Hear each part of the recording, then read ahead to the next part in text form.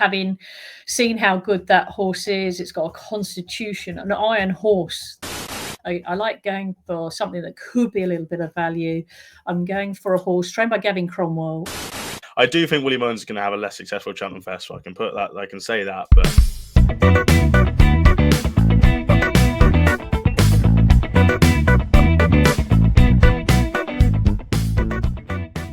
Hello and welcome back to the Only Fools Love Horses YouTube channel. It's episode 2 of the Cheltenham Festival Ante-post series. Last week we had Johnny Deneen on, and all the viewers came in for the video. Thank you very much for all the feedback, all the support on the video. It's definitely one of the top 2, top 1, top 3 best videos we've had on the YouTube channel. 10,000 views, over 10,000 views, over 200 likes, many comments. So thank you very much for that. If you enjoyed this video, make sure to do the same. Like, comment down below your fancy, and we'll roll on into the video. We've got a huge guest on this week. She was on last year's episode, last year's series, and it's Tanya Stevenson. Tanya, how are you? How's the run-up into Cheltenham treating you ahead of those big 4 days in March?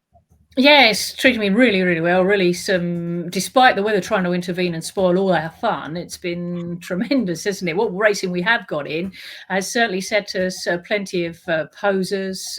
We've seen great horses like East India Dock and Lulambai in the kind of novices sphere.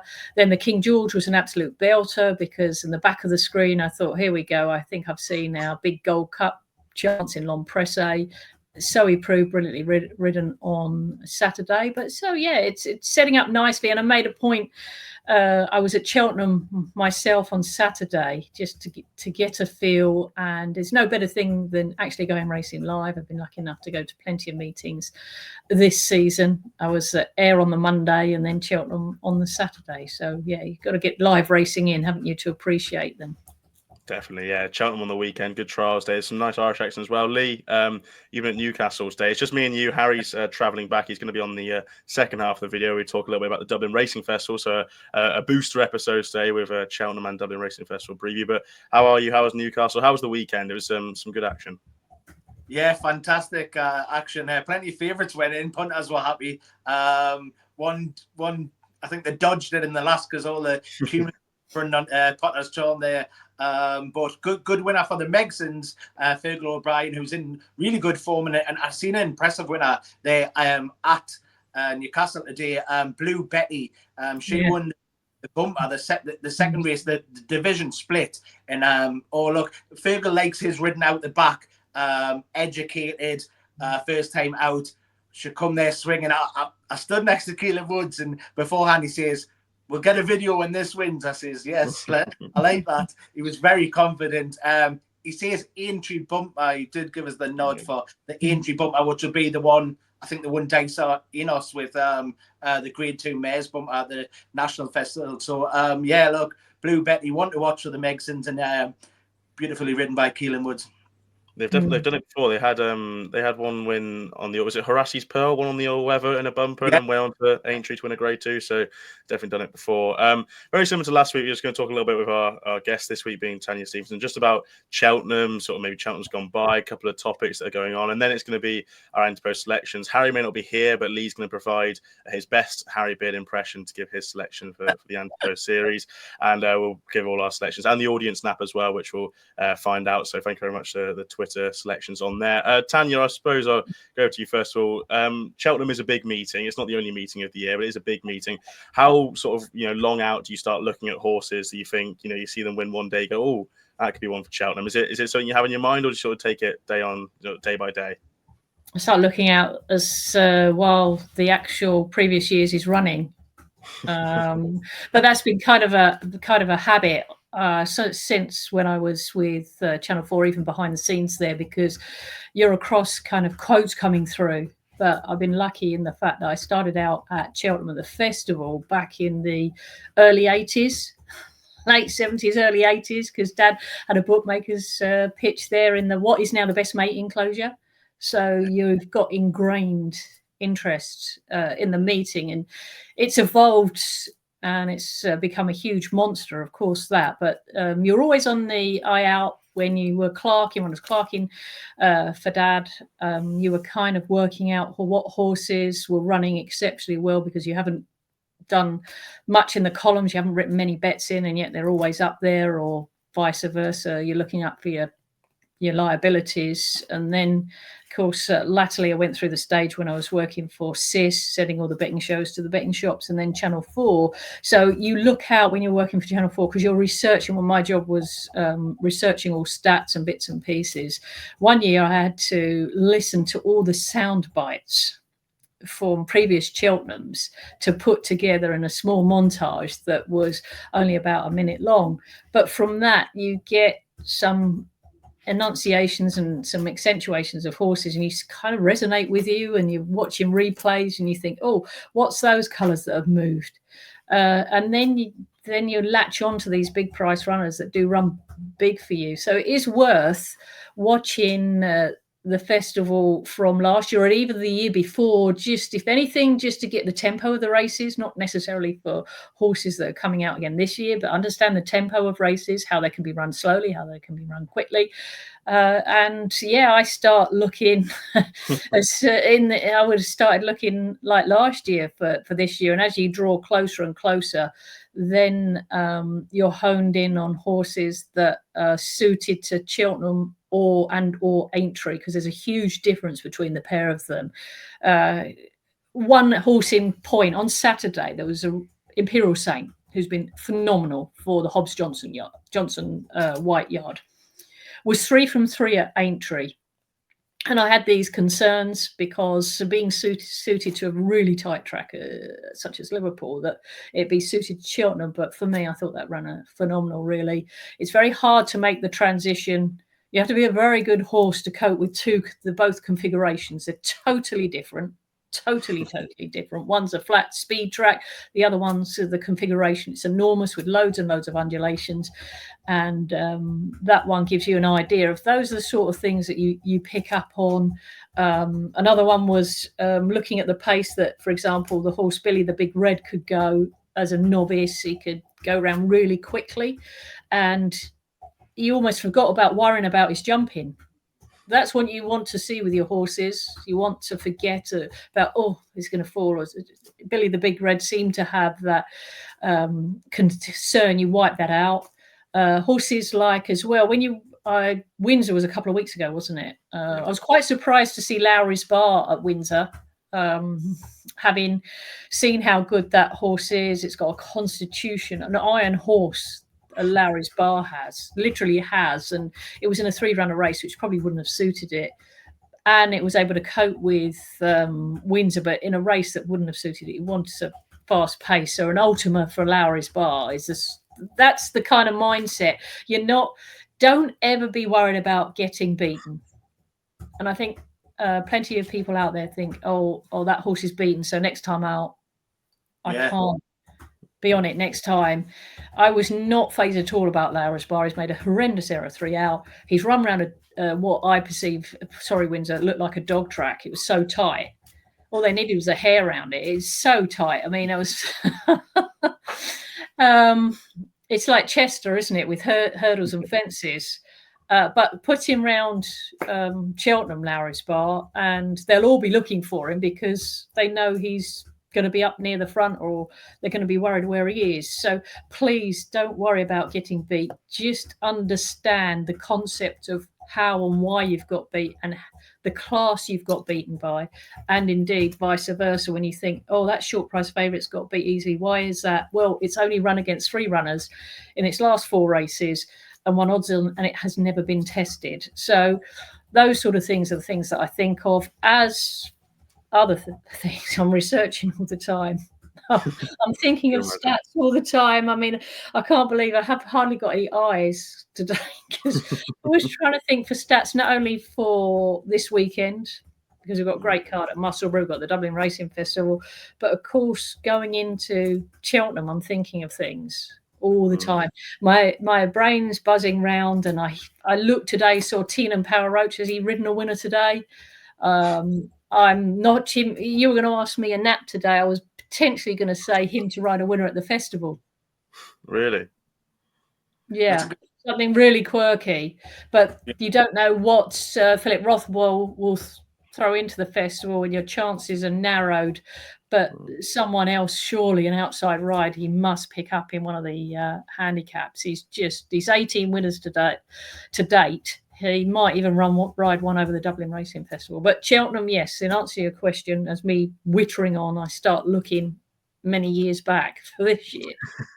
Just on a sorry, Lee. Just you say you sort of do like lots of stats and stuff, and you're looking from quite far out. I suppose with this year, with the changes, obviously no turners, novices chase, 5 runners for hurdlers to go into handicap hurdles, 4 runners for novice chasers. Does that affect how you sort of go into looking at races at this stage? Because for me personally, like looking at the handicaps, half the horses that are priced up are novices that aren't qualified yet and don't look like they're going to be get qualified. So is that something that's a bit different this year? Yes, it's great, isn't it? Because when you look sometimes at stats, they become very, very tired because you're looking at horses sometimes that have come into the race and they've won their 3 of the last 4 runs, or they've had to have won at least twice. Well, with the conditions and rules a little bit different, you have to look at stats a little bit differently. So, for example, going into the meeting, I might be looking at I'm starting to devise the stat where trainers who've had their first ever winner, has it been hurdles or chases? Has it been handicap hurdles or handicap chases? Has it been grade 1s? And then I've been starting to look that far out for stats. So yes, whenever something's different, it really, really helps because it makes you think more, and it keeps them on and fresh rather than tired, and it makes you think harder. So yes, never think negatively about it. Think of an angle that is in favour to you. That's the main thing anyway. Tanya, I want to ask you, look, one of the Geordies, one of the great Big Mac. Look, you talk about that nostalgia. You talk about as well. Look, the betting ring it's a different place now.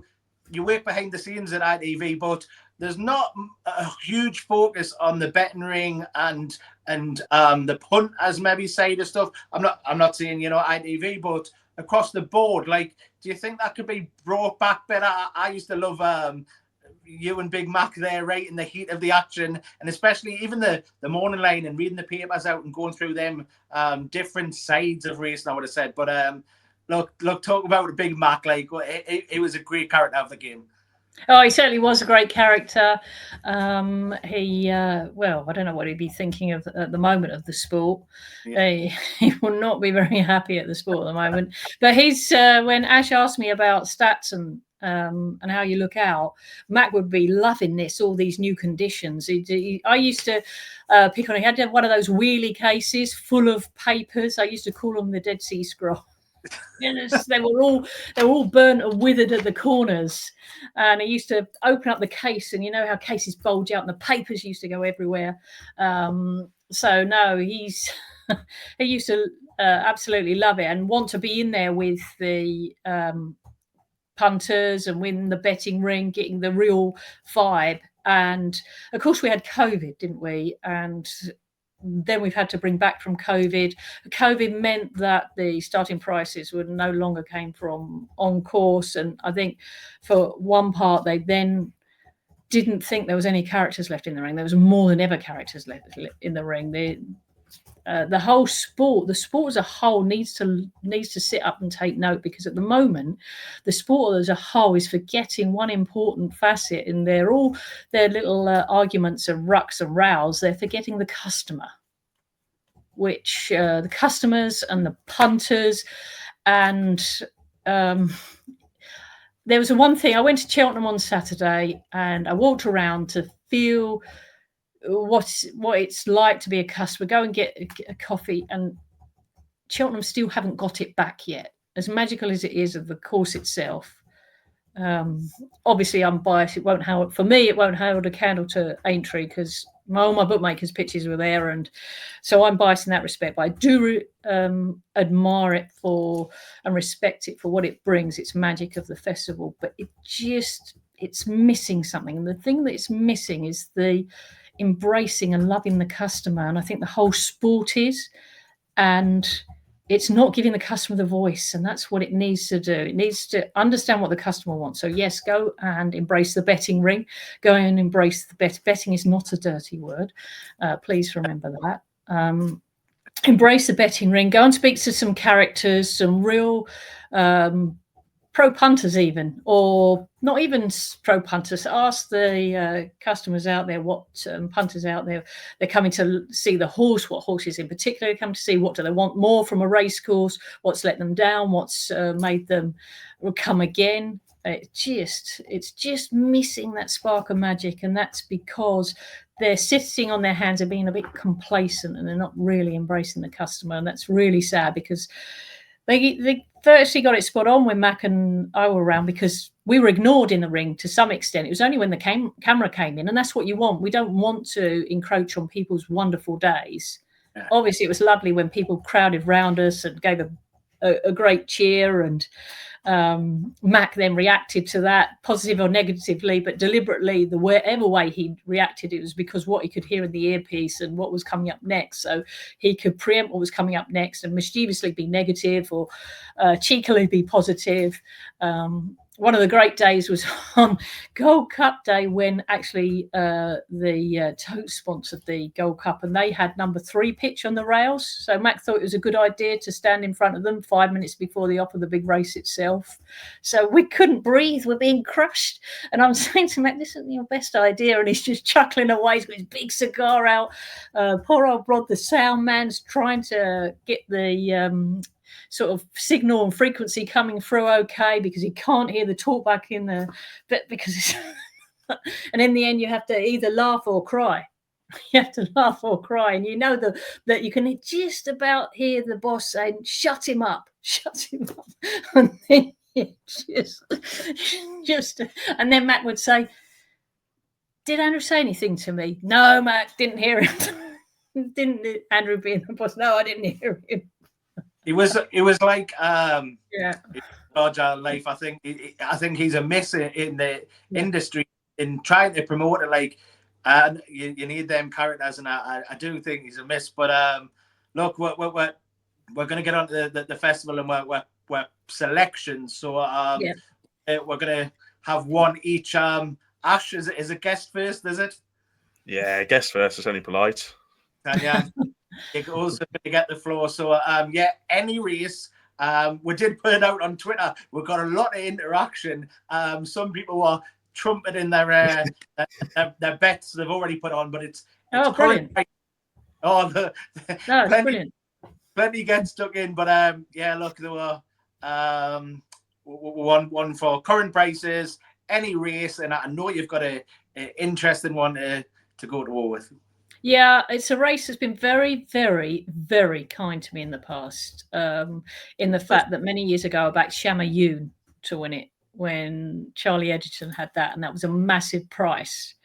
It was only a massive price because it had put in one bad run. So never be afraid of one bad run. So I'm going to, as you probably guessed it, I'm going to the Fred Winter. Which is not the easiest race to go to, but you want that. I don't like going for shorties. I like going for something that could be a little bit of value. I'm going for a horse trained by Gavin Cromwell. It's recency bias, I suppose. This is from Punchestown on Sunday. I get it that the ground was so deep they probably went to the centre of the earth. It was so heavy. They really did. But this is a horse that's run 9 times, always been with Gavin. 6 of those runs have been on the flats. Back in May 2024, one at Roscommon, I think it was over 10 furlongs. We're talking of the flats still. It was a nice run. Then came back in October, 1 run on the flat. I think he got beat by Prairie Angel, who's not of the disaster. No, because Prairie Angel's form over hurdles is quite good. So then after that, made a hurdle debut, and I was really, really pleased with that. That was at Navan, and I think that was a great ride because brought into the contest, and it was really important that Total Look generally is a horse that is one of those you might feel worried because it's ridden under pressure the whole time. But for once, over this debut over hurdles, it's travelled really smoothly and beyond your dreams. And Windrock, I'm just looking at my notes. Then this is the key. This is the key. When you say look out for any tidbits, or he's travelled to Cheltenham.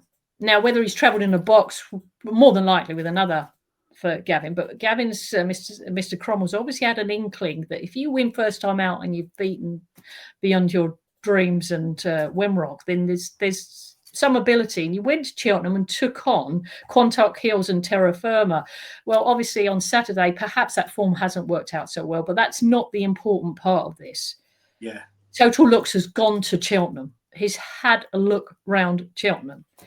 Possibly not the ground that he wants, and in a race that wasn't run to suit, and then punches down yesterday. Finished third behind Slurricane, and I'm watching the race. It's run on nice and quietly. I didn't realise that the stewards were all over it afterwards. They just questioned why it closed on the leaders. Well, you've got to remember we're going uphill, and 3 out, it made horrific error, left the back legs in the hurdle. And no doubt Keith Donahue said, goodness me, this heavy ground, I'll just sit and wait. But then the second last made another, clouted another, and then after the last managed to close on the front two, who were obviously racing from 3 out, and they've had enough. But it was a great run. The stewards, as I mentioned, did have a look. Subsequently, they found out he was coughing and it's lost a shoe. But I'd be more minded that it's had a look at Cheltenham. It ran a nice race on Sunday yesterday, and its hurdle debut was nice enough, and it'll come into it with a nice mark. And I think it's at this point, it's a viable each way price. I was looking through the form there while you're talking. You've almost half convinced me, like just with the way he's ran at Cheltenham, and had coughing, lost a shoe yesterday at Punchtown. Yeah, it's 16-1. Total Look. There's one for the Fred Winter, the Boodles in the background there, the Boodles. Yes. So we'll go to our fancies then, Lee. I'll go to you first. You've got yourself and Harry. So we'll go for yours first, shall we? What's your second Ante-post selection for the series? Mine is Calypso Chance for the bumper. Gordon Elliott, I was really impressed the last day. Won a listed race, booked away from a horse that had won, I think it was 24 lengths the run before, and beat nearly about 5 lengths by this Calypso Chance. Patrick Mullins actually rode it in the famous Bright Ideas Ahead Tiger Roll colours there. But yeah, I was just very impressed the last day. Was a point winner at Corbridge, over 2.5. Won that very easily, had a few runs, was entered a Down Royal in a race that was won by another Gordon Elliott horse, but he likes to start them off there, and it was the intention to run, but then obviously once he's brung in the substitute, let's say, and still won the race. But he always starts a good horses at that Down Royal meeting in November, and went and won easily next time out, won the listed race. I was just very taken. I think, look, you can look at this wings beneath my wings. Is it wind beneath my wings? Is that right? Yeah. Look, the form prior to the Ascot run, where Naturals bolted up, wasn't great. I know it was very impressive, but I'm really taken by this horse. It's going to run at the Dublin Racing Festival at the weekend. It's around 11 to 8, I want to say, for the bumper on Saturday. I think it has the beating of plenty of them. If it goes and wins there, it's got to give a few pound away. But yeah, look, I want it on side before the weekend comes. I think 7-1's fair. Yeah, I'm going with another Gordon Elliott one. I did put the Wall Park up last weekend, and Gordon again. There we go. In Gordon we trust. What about Harry then? The Mystic Harry. What's he Harry, putting up? I'm not going to do an impression. I'd have to shrink down a bit, but he is going with Jaguar. He was very impressed, he tells me, from the weekend. Look, he kind of jumped in and won as he liked Jaguar, but he's backing him for what used to be the Turners. It's the handicap now. What price we got, Ash? 6s. Yeah, I think Harry will be happy with that. I rang him on the car. He's travelling home. We're going to have him on the preview next, but he's travelling home, and the way he was going on about this horse, he's all over him. 6-1. He's happy with that. I tell him with 6s. Yeah, Jaguar for the Jack Richards novice handicap chase. Yes, the new race. Big horses, Jaguar, by the way. 18-1. What an absolute fine beast of a chaser he is. So 6-1 Jaguar for Harry. 7-1 Clipside chance for yourself. Myself, look, I've already onto Sterling chance there with Potter's Charm at 7-1, now available at 16-1. So I've got the value already. So I was tempted to put this horse up last week. Decided to roll the dice and hopefully get Potter's Charm at the right price. Sorry. Ended up being the wrong price. So I'll get her in the team now. The big Westerner for the Albert Bartlett. I've been really impressed by her so far this season.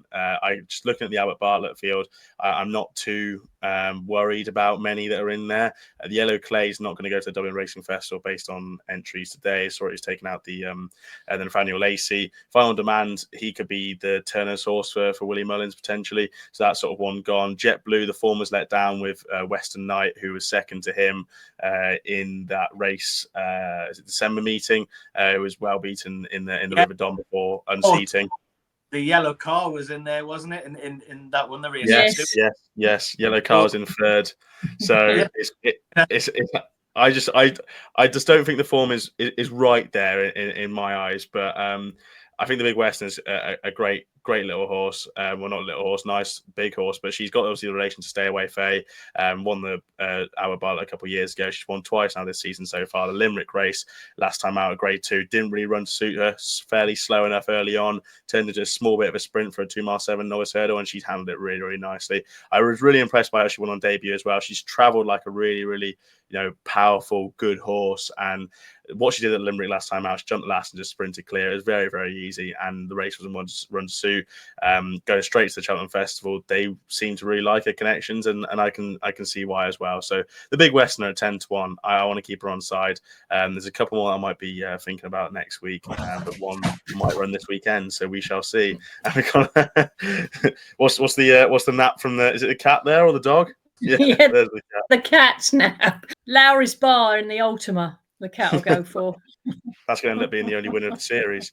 We'll go over to the audience now. We had, as we said, loads of interactions on the Twitter post. The selected fancy, because last week's fancy was the Jukebox Man for the Brown Advisory. So unfortunately, that's a bit of a non-runner with the Jukebox Man being out for the season. So it opens the playing field, and luckily there's a nice substitution in there. Dancing City was a very popular selection on the Twitter replies. So Dancing City for the Brown Advisory, it's about 4-1 now, I think. Something very similar price. Will be the audience nap for Cheltenham on episode 2. Tanya, I think that's all we've really got time for. Just one sort of final thing, I suppose. And we were talking a little bit off camera, but you work behind the scenes at ITV now, and just like a lot that's going on at the moment with sort of trainer interviews and potential trainer payment for interviews and stuff.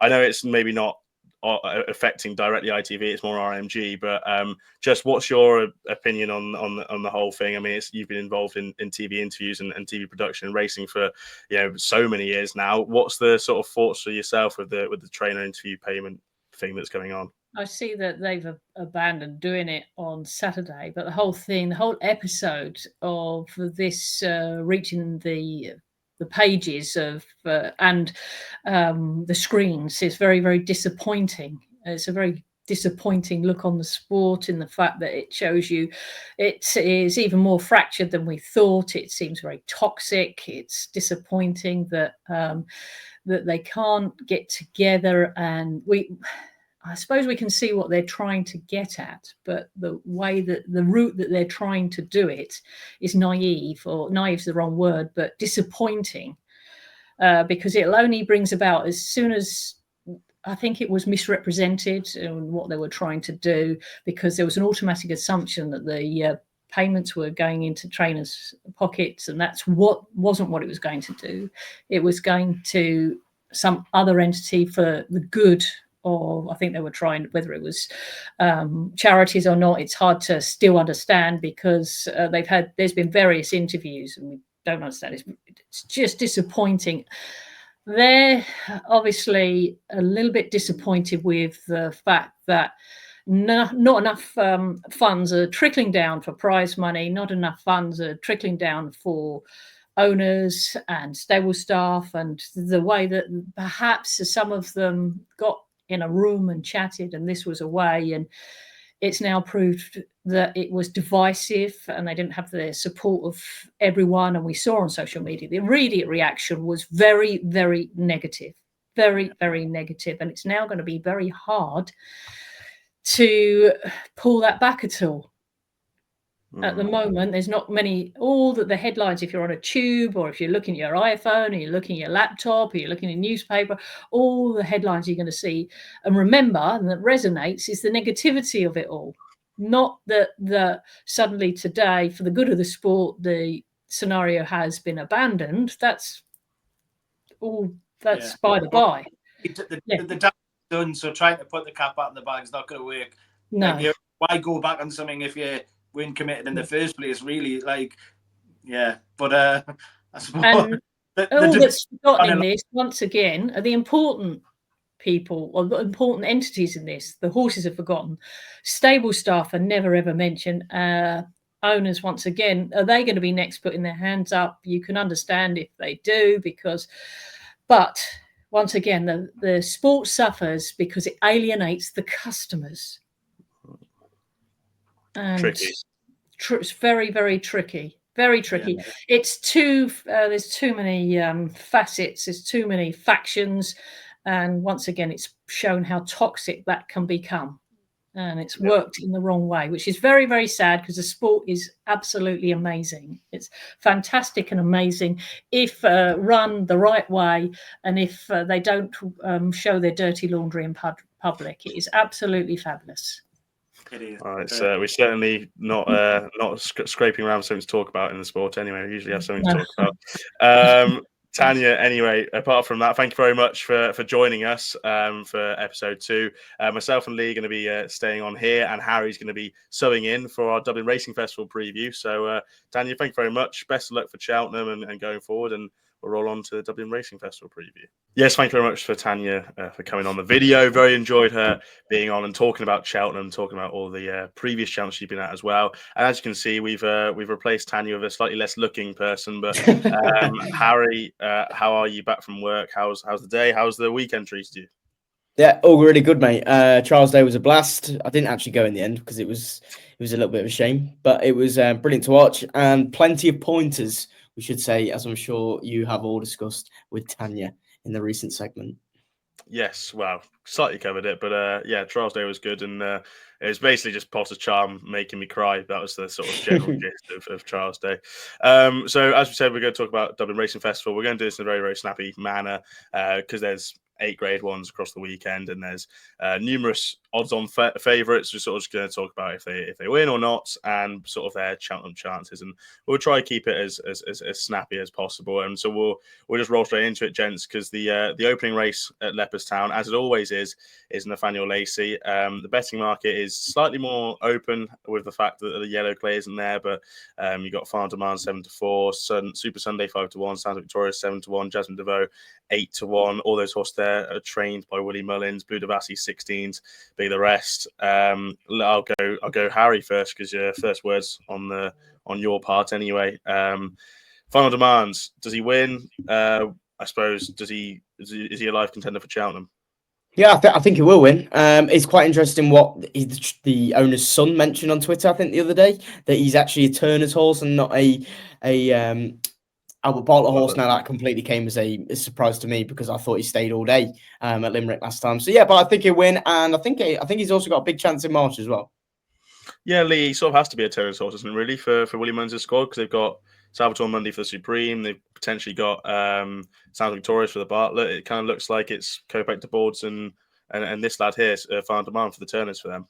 Yes, look, we did see someone post that it's going to be a middle distance horse, but this race has been won by stayers in the past, like so Boston Bob.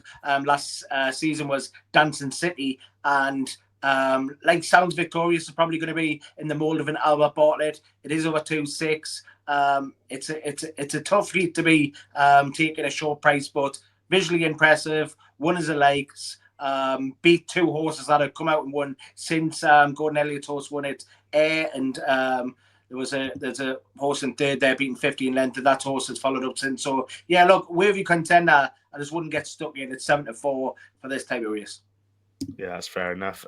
Bit more open the next race though, with it being a lack of a 7-4 fab, more of a 5-2 fab for the juvenile race at 150 on Saturday. You got Hello Neighbour in there at 5-2, same price as St. Lucie for Rich Richie, Willie Mullins, Lady Vega Allen 3-1. There's big price jump to Sunny Bill at 14s and Galileo Dame at 16s as well. Lee, what's the standout horse in the juvenile for you? Yeah, look, Hello Neighbour. We didn't see much of the race last time out, but was chucked into that grade 2. So that was an intent that they were ready to roll. They could have won a weaker race, beat the Willie Mullins horse, but like, look, she had already had a run across in France, whereas Hello Neighbour hadn't had that hurdles run.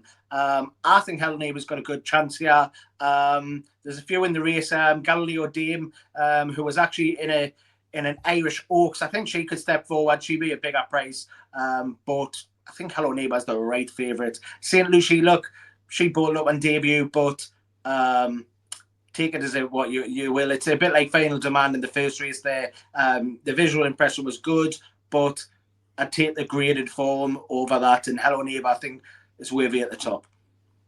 Yeah, tough race this. I'd actually side with Lady Vega Allen. I saw a stable tour earlier in the week. Willie Mullins has given a big shout to this horse, saying that she ran a really good race last time out of what you could see through the fog, and very similar to I think sort of Cargeese last season. Pitched into a tough race first time out and improved massively for the run. I can see Lady Vega Allen potentially reversing the form with Hello Neighbour, so that'd be for me. Harry, juvenile race. I'm exactly the same as you, Ash, and especially the case with Willie Mullins' stable tour kind of in the week. It was pretty notable. One of the big horses that he was talking about was this Lady Vega Allen. And you look at the Leopardstown run again. Obviously, I know it was the visibility was reduced because of the fog. But I mean, Lady Vega Allen, she was absolutely flying at the finish, and she was pretty unlucky. So I'd fancy it to reverse the form, and that 3-1 we've seen. It'd be interesting to see who Paul Tannen picks. That'd be my interesting thing, because that could be a deciding factor coming into the weekend and going into March as well. Definitely, yeah. 255 might be a bit more cut and try. The Irish Arkle. It's just the 6 runners at this stage, but Majbra's 7-4 on. Il Antiques Freeze, Touch Me Not's 8s, Firefox 10s. Janelle Lapan is 25-1, and here comes Georgie at 50-1. Look, gents, Harry, Majbra. Yeah, I think he'll win. He'll win on Saturday, but he won't win in March because Gino. Gino. Lee, similar comments? Yeah, same for me. I'm all over Gino. I think he's the one who beat in the Arkle, but I think Majbra should be winning this. I'm not keen on the rest. Yeah, Il Antique's a very weird horse. I don't know what to be doing with him this season, because I don't think he's going to win an Arkle, and there's obviously no Turners, and he might be one for there's a 2-mile race somewhere, I think, or there's a 2.5-mile race like Nace or Navan, just around early March, I think. I thought that might have been a race for him, but he might go to Aintree. I'd like him at Aintree, potentially. I'd back him at Aintree. I'd back him there. I think he'd be a perfect horse around Aintree. But I'd like him 2.5 miles around Aintree. Wouldn't be too bad either. But obviously, you'd come up to Gino again, though, wouldn't you? No, if Gino's not in there, I mean, we've got to get March over the way firstly. We've got to win the big one. He'd run as Django Bay instead. The final sort of big race on the first day is the Irish Gold Cup. Again, Galopin Des Champs looking to go back to back. Is it back to back or just back to back? I can't even remember now. 11. This is the third one, yeah, back to back. 11-8 on. Factor File trying to reverse the form from Christmas at 10-3. Monty Star needs to improve on what he did at Tremor last time out, 8-1. MC Garland beat Monty Star and he's a bigger price, 10-1. I know the way thinking 20s. Hewitt 25s, but he might not go. Gentleman's Game 33s. Grange Clare West 50s. Bigger about the rest because they hopefully won't be winning. Lee, is it all about Galapan here? Because I know you're we're all really fans of him for the Gold Cup. Let's be real. Yeah, look, I'm all over him. I think he'll win the double. You can get there is other bookmakers available, but I'm sure Hills is doing a double 9-4 to win at the weekend and to win the Gold Cup. I think that is huge. I think 8-11 is a big price, to be honest. I think he should be shorter. He's 6 from 6 over fences at Leopardstown.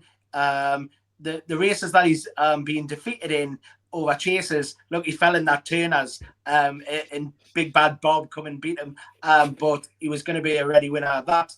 He's been defeated on seasonal debut and at the end of the season, 8 punches down. 2 times by Faster Slow, who's a punches down specialist as well, by the way, and they were after Gold Cup victories. So look, you can forgive them, but he's pretty unblemished. I think he's going to have the beating of Factor Fell again. I think 8-11 is a good price. Come on, Gallop in the shop in 3 Gold Cups. I think he'll win 3 Gold Cups. Emulate Best Mate, who was the last to do it. And yeah, I'm all aboard. Yeah, it would be very good to see, that's for sure. Yeah, look, tough race to have a bet in, isn't it, Harry? Apart from, well, I suppose you can make a case to say that 8-11, if you do fancy Galapan's a Cheltenham Gold Cup winner, it's probably not the worst price in the world, but it's a good field around him, so he probably is priced accordingly. Is it Galapan for you in the Irish Gold Cup? Yeah, I'd imagine so, and I fancy him to win in March as well because it's just Leopardstown's his home track. He's pretty well. He's made Cheltenham his home track, bar one mistake. Otherwise he'd be unbeaten there. He's just a smashing horse. What he did to Factor File, who is an upcoming, progressive horse, and Galapan. He's only 9. Feels like he's been around the block for ages, but he just seems to keep progressing, and I love seeing him. He's just an absolute beast. And when he gets that second wind, it's just, there's a third and fourth wind to come through. And it's, I can't wait to see him more than anything. He brings people in, and he really is a special champ is what he is. Paul Tapman couldn't even pull him up in some of these runs. In the last day, he was still powering through the lane. Harry says, though, I think he's a crowd drawer, isn't he? I love him. I think if I knew that he was 100% well in himself, I know the way you're thinking would be the each way play for myself. I like the horse quite a lot. I've been disappointed in him so far this season, but I think there's a better animal in there of what we've seen this season. And I know they said they might not go to the Grand National with him, but he was given an entry. If they go to the Grand National, he'd be very interesting. But I think he's quite a nice horse, and even potentially when Galapan's 10 next year, he could give Galapan something to think about because he'll be an 8-year-old next year in this race. But that's very long-term planning. The Sunday, there's again 4 Grade 1 races. There's a 2-mile 5, Ladbrokes Novice Chase, Grade 1. Ballyburn is short price, 13-8 on. Champ Kylie, who made a good reappearance for the first time in a long time, but first started fences, 7-2. And Perry Pass, 6-1. Could be heading over to the Scilly Isles. Best Days Ahead, 8-1. Croke Park, 16s. Bigger about all the rest really in there. Lee, is it Ballyburn? If you're going to take on one favourite, maybe he'd be the one to take on. Ash, I would have said. I didn't like his jump in the first day. I didn't like the second day against Sergino. People can blame the trip. He smashed through the last. He did stay on well. He's got that engine, but he's also got that bad jump in him, I would have said. And if I was going to take one on, it would be him. I think he's the most likely winner, having said that. But if you're going to chance one, maybe he'd be the weak link in them Akas.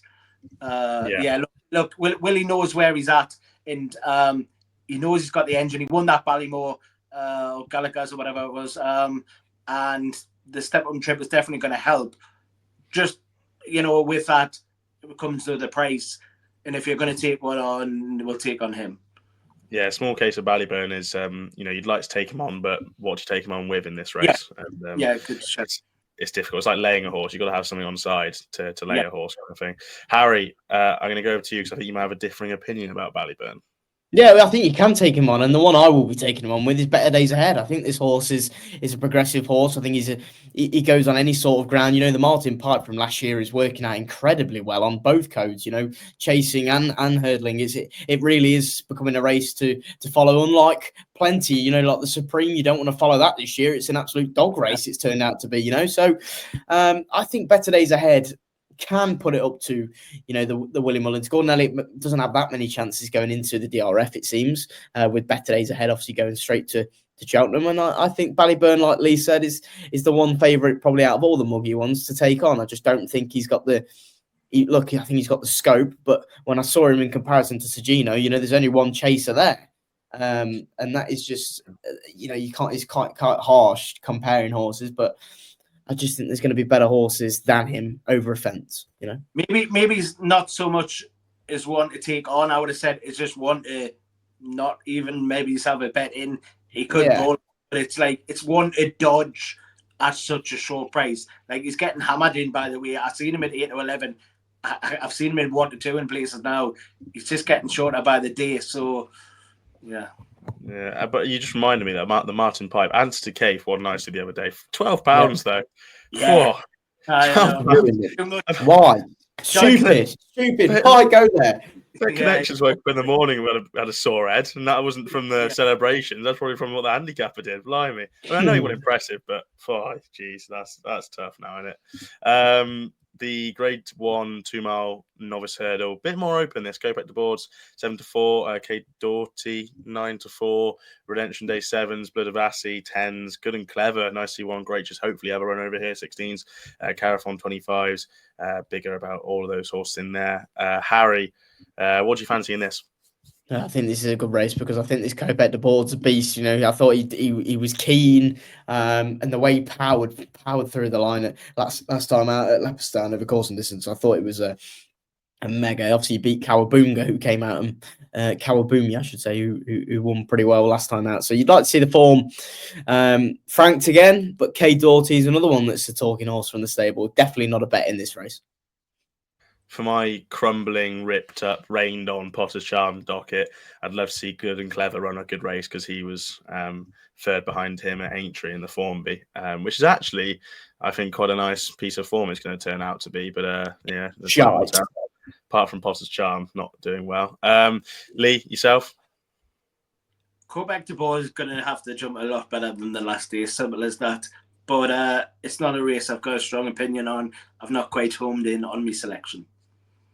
That's fine. Again, very similar case. It's just trying to work out these Willie Mullins pecking order. I do think Willie Mullins is going to have a less successful Cheltenham Festival.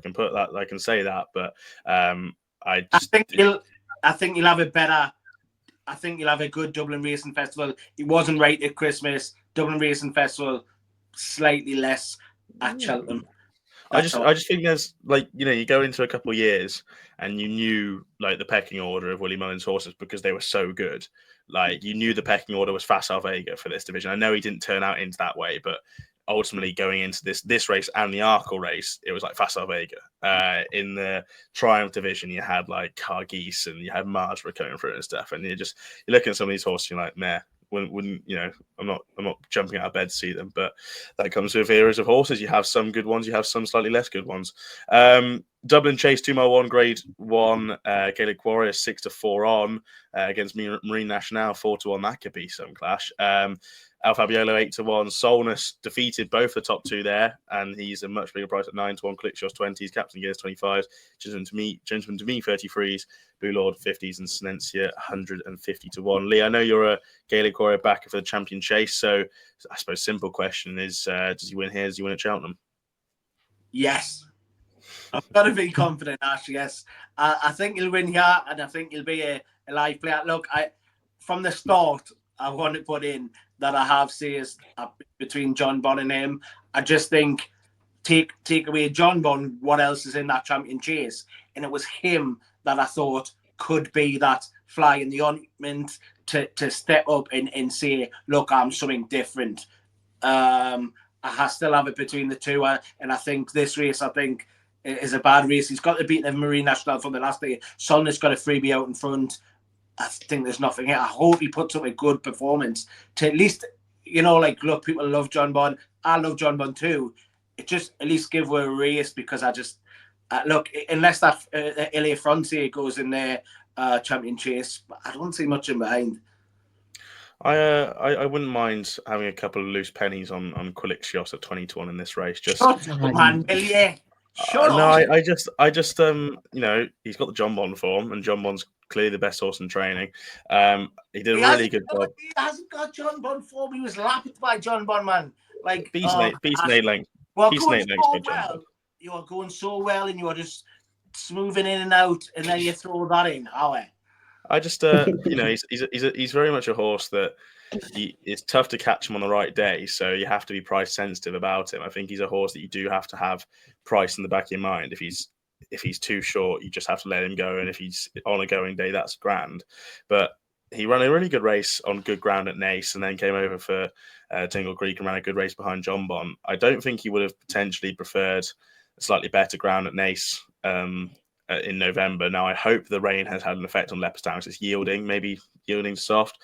I just like it to be that ground. That'd be fine for him. But yeah, I think he's got half a chance here. And if you can get them 6 places, extra places, I think.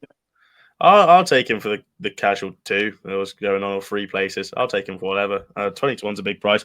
I do think I do think he's ground versatile, and I don't think he'll mind it. But I'm just saying that the ground he had at Naas 2 starts ago was properly good, and just probably wouldn't mind slightly softer than that. But I think he's fairly ground versatile, and I wouldn't mind him. Harry, yourself? Look, if Gaelic Warrior doesn't win on Sunday, then he's got absolutely no hope of beating John Bond. You know, that's the way I'd see it. Would I be taking 4 to 6 on a horse who won a handicap mark off the mid 140s back here 2 years ago? No. And like, you got to remember the last time he was here, he was obviously beaten by Solness, and then the time before that, he ran at no sort of race behind Factor File. So they back in Gaelic Warrior at this price at this track comes with its worries. I won't be on because, for one, I'm a massive John Bond fan, and that's the way I see the race. But would I want to see him win? For a racing fan going into Cheltenham, yes, you want to see that clash between Gaelic Warrior and John Bond. I know you're all over John Bond, and you don't want him. But yeah, look, I think Gaelic Warrior will beat John Bond? No, at all. I do not. What is the problem? Is the reason? Look, I'm a big Gaelic Warrior fan. I thought the Arkle was fine. It worked out a lot better. John Bond's Arkle, and yeah, no, because being serious though, like, what has John Bond beat? Like Edward Stone 10 times? Like, how? I honestly, in my brain, can't get over the fact that Gaelic Warrior isn't running in the Ryanair this season, or he's not going to. It's physically making me ill. He should be running in the Ryanair. He won the Arkle through stamina, and he's a free. Honestly, you're asking for it tonight because Lee's going to go in on you. Yeah, he's a 3-mile novice hurdle winner. How many 2-mile chase winners do you see win a 3-mile novice hurdle? To be honest, like, look, blows my mind up. I do get it. I do love John Bond, to be fair. He's definitely the one to beat, but I'm just hoping there's something else in there, because I'm just lukewarm about the rest, and just, in a perfect world, Gaelic Warrior goes to the Ryanair, and then everyone is printing money with the John Bond Gaelic Warrior Galopin de Champs treble. Like, everyone just prints money on that. That's you, not me, because I'm.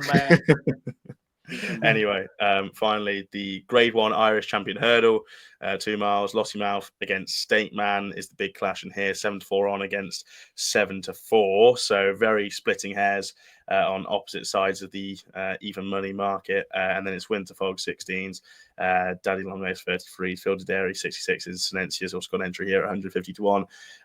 The weirdest campaigned horse, by the way, in the absolute world, the Silencia. I haven't seen him win a race, and he just runs in Grade 1s. Harry, Lossiemouth or State Man? And do either of these beat Conhill? No, they won't beat Conhill.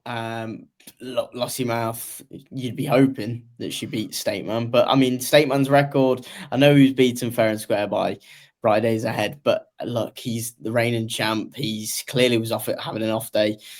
I just think that he might spring an upset, and that might be a few people's distaste. But I'd love to see it because I know so many people who are banging on about Ultima beating Constitution Hill. She got no chance. She couldn't beat him when he was half fit at Kempton. How the hell is she going to beat him when he's primed in March? It just does not make any sense whatsoever. And you know, that's my one rant for the evening that I'm allowed to have on this channel.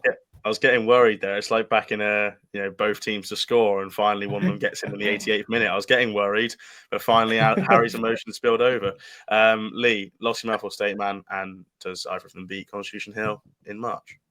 I don't think either will beat Constitution Hill, but at the same time, I'm unsure who I'd actually take. I'd wait to see who Paul rides, to be honest, and see who's on it on the day. On his day, State Man would definitely give her a run for the money, even given the weight. I think she's a very classy mare. I was disappointed with State Man to not be ahead of Winter Fog, but that also then showed that he just wasn't right. So you can forgive that run, I would have said. But he was a long way beat the other way. Like, however you put it, it was totally disappointed behind Brighter Days Ahead. And she ran a fair race and stayed on fair on a track that probably didn't suit her best. I'd edge Lossy Mouth, but Paul T's the one who you need to be listening to. Whatever he's on is, and I think the market's actually already speaking as she's been really well backed, whereas State Man's, you can get 2s for State Man, and she's edging towards 1 to 2. So maybe the market's already said it. Yeah, we'll wait to see what he rates, but I'd edge Lossy Mouth. Yeah, you're bang on there. Right, anything else then, gentlemen, can be across Leopardstown or even Sandown. There is the Grade 1 Silly Hours. I will touch on my thoughts on the Silly Hours in a second. This is Future Ash, Editor Ash tuning in to say he forgot about the Silly Isles Novice Chase. What a moron. Yeah, Django Bay wins. It might not even go on, depending on if rain hits the track properly. But last I heard, Imperi Pass is going to come over. It could be a crack of a race. Imperi Pass, Django Bay, Calif de Burle, Only by Night is a horse that I've very much got on my radar for the Mayor's Chase, depending on how she runs this weekend. But all in all, Django Bay was so good at Cheltenham for a chase and debutant. I haven't seen a chaser jump that well on their first public appearance over fences, especially around Cheltenham, in a long time. So yeah, it'd be Django Bay for me. Okay, now back to the actual video. Second, but I'll go. Lee, is there anything that you fancy Leopardstown from the races that we haven't talked about yet? Yeah, look, I'll do it. I'll do a muggy Akka, that's for sure. I think Galloping the Shumpin, Gaelic Warrior, and who else would I put in? Marshban, maybe. There's me treble. But I do like one of the huge price 33s, I think, was seen just before there. A Law of Her Own, I believe it is. It's in the handicap, the second last race on Saturday, if I'm right. She got graded form as well. She ran in graded enlisted over hurdles. She had a stint in Dan Skelton's at one point, and then come back to Peter Fahey. She's been running in good races. She was close up in a good chase race, and then the last day she was in a grade 2 behind let's forget the horse that we were discussing of Gavin Cromwell's for the Mayor's Chase. Oh, the one that I fancy, kind of. Bioluminescence. Only by Night. Only by Night, that's the one, yeah. Only by Night won the race. Nora was second. Nora come out and franked the form, and that was a grade 2, I believe. And Law of Her Own ran in that race. She's now off a mark of 1-2-1, if memory serves correct, in this race. Gets in off a low weight. If it gets in the race, A Law of Her Own, I think it'll run a huge race. I think that mark, and it's one I've just kept clocking for one of these big handicaps. I just don't think it's showed its hand yet. And if today's the day, at the weekend, it's a big pot to win. And yeah, maybe so. Like being running in graded and listed races and gets in off a low weight, yeah, handicapping. Yeah, I can see the case. I mean, I'm an Only by Night fan, so I can definitely see the case. Harry, you have one in that. Oh yeah, the bet. Honestly, I felt sick as a pig when Midnight is, was tanking around, and Sean Flanagan was just kind of taking a little pull, letting this horse jump like a buck last time in the obviously it was the Dan and Joe Moore Memorial Handicap Chase, worth the same amount of money as what this 405 is at Leopardstown. It's obviously the Ryanair Handicap Chase. I just think the Midnight is, if I hope that Sean Flanagan can get this horse jumping again, because left-handed will suit. He was a really good winner at Navan when he beat Folly Master, who since I believe boosted the form. It's off the top of my head. I do apologise. Obviously, coming back from I'm pretty sure he won at Punchestown or somewhere like that in a big handicap, which is a nice frank. And I just think, this horse has got raised a pound. She's an absolute stone waller. If this horse gets a clear round of jumping in and is unleashed, I should say, unleashed. Fingers crossed. Midnight it is for Harry. Lee. I have got one more, Ash. I'm just going to quickly jump in. But the first race, the Mares Handicap on Sunday, the first race there, I think Kuala Mita and also Savant are both on good marks. There's two against like a show price favourite there. But Savant was brought down the last day, I thought, travelling really well at Leopardstown. Has been an eye catcher in a couple of races actually, and this Kuala Mita it's got good form. Been disappointing. In a few races now, but the form might work out, and a handicap mark. I think she'll pick up a big bag. Gordon will obviously target these type of races. She just hasn't shown that she was, going to be a Mares novice hurdle contender, but she was short at 1 point for that race. But yeah, Kuala Mita and Savant, I think, I took a look at in the first race there on Sunday. Yeah, I thought Kuala Mita was definitely a big eye catcher as a horse off her mark. She is priced accordingly at the top, but she's she go well, isn't she? She's meant to be this good horse that she was bought to be. She's a mark of 117, something like that, 119, very low. Yeah, but she's like third or fourth favourite in. I think that Savant is like a big price as well. Though, but, yeah, I think there's one at the top of the market that's maybe it's like one to take on. Potentially. For me, I'm going to complete a hat trick by going to this race that we're talking about, the race on the Saturday that both the lads have been putting a fancy in, the 405 Ryanair.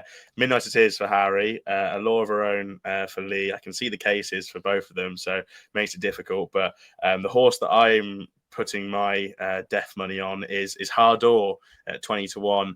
Just a difficult horse to sort of weigh up here. Had a bit of time off, having been running over fences in sort of the season of 2022-2023. Had 213 days off when coming into race at Punchestown, November 2023, and pulled up that day. Was sent off 6-1 though. It was quite well fancy for that race, and then came back off a 413-day break last time out of Fairy House and ran a fine race. But again, didn't really sort of trouble the leaders that much.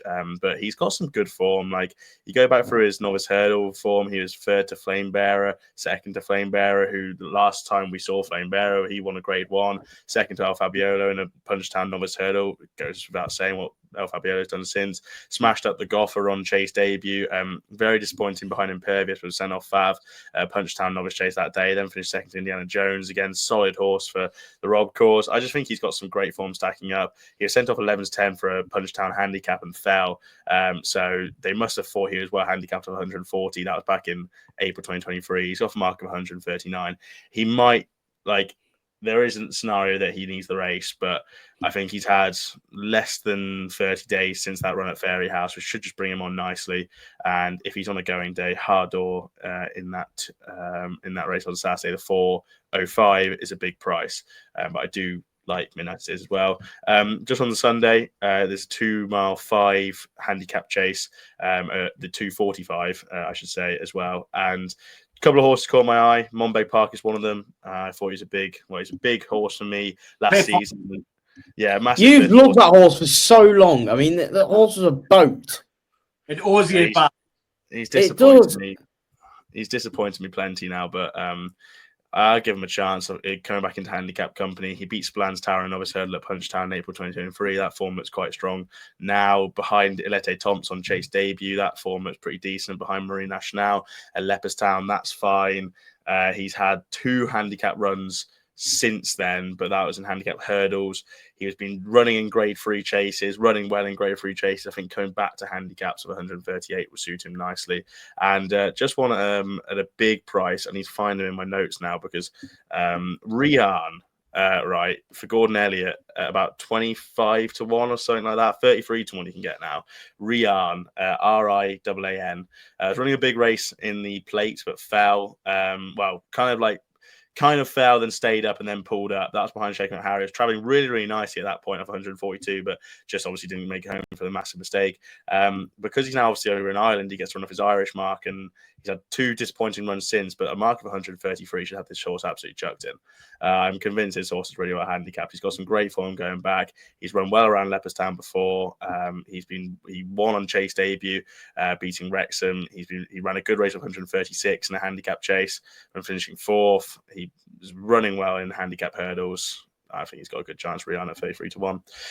That's me. Some cliff horses and some horses that aren't going to win, but that's all we've got time for our Dublin Racing Festival / Cheltenham Festival episode 2 Ante-post of the series.